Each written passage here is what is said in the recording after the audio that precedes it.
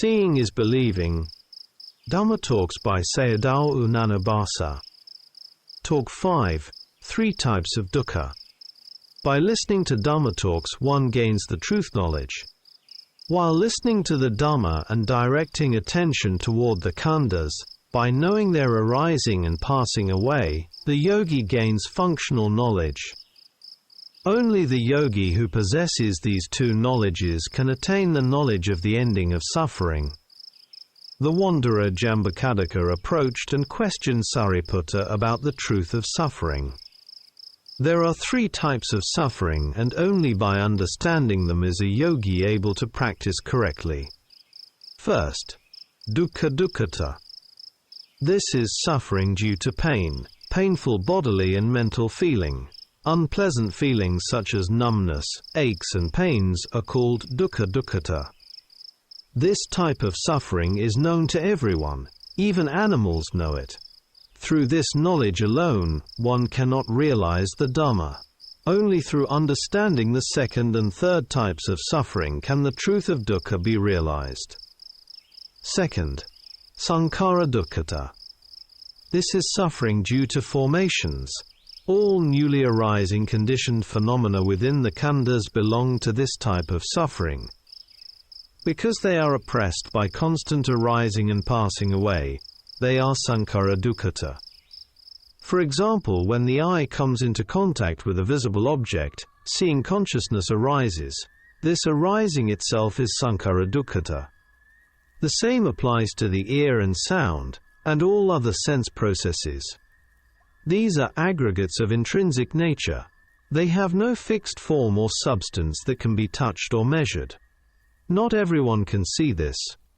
Only through discerning the khandhas does one become a noble one. This is also called the result aggregate.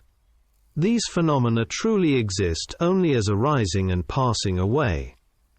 When the yogi sees the arising of suffering in this way, 3 samadhi factors are established. Third, Viparinama Dukkata. This is suffering due to change. The yogi, through watching and observing, sees the arising of Sankhara Dukkata. When the yogi discerns its vanishing, Viparinama Dukkata is known. Knowing painful feeling within the khandhas is Dukkha Dukkata. Knowing the process of dependent origination is Sankhara Dukkata.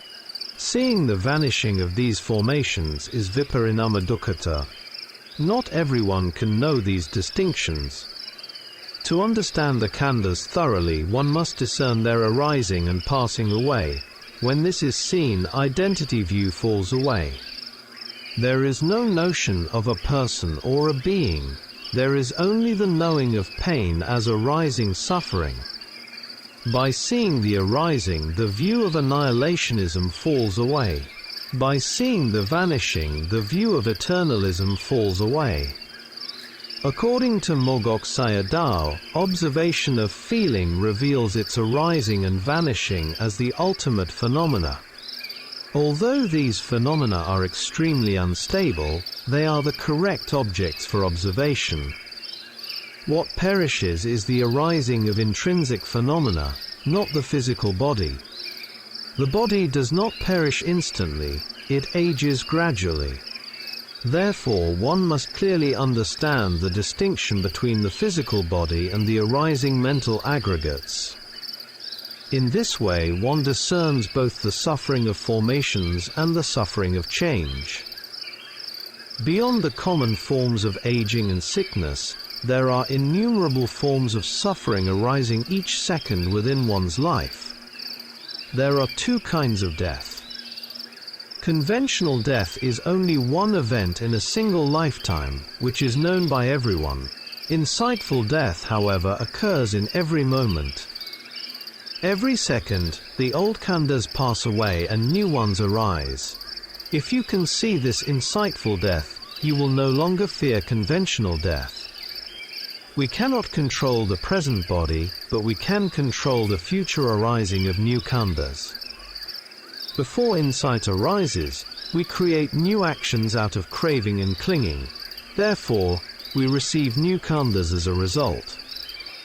With insight contemplation, the seeing no longer connects with craving.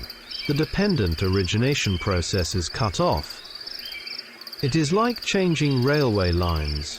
One line leads to woeful births, while another leads to nibbana.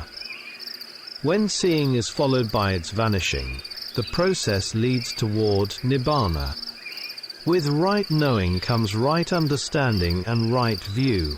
All wrong views and defilements disappear. Painful suffering is known by everyone.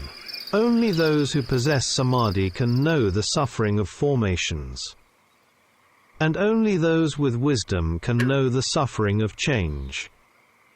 When one knows the arising and passing away of feeling, knowledge becomes right. The ultimate phenomena arise and perish. This is their true nature.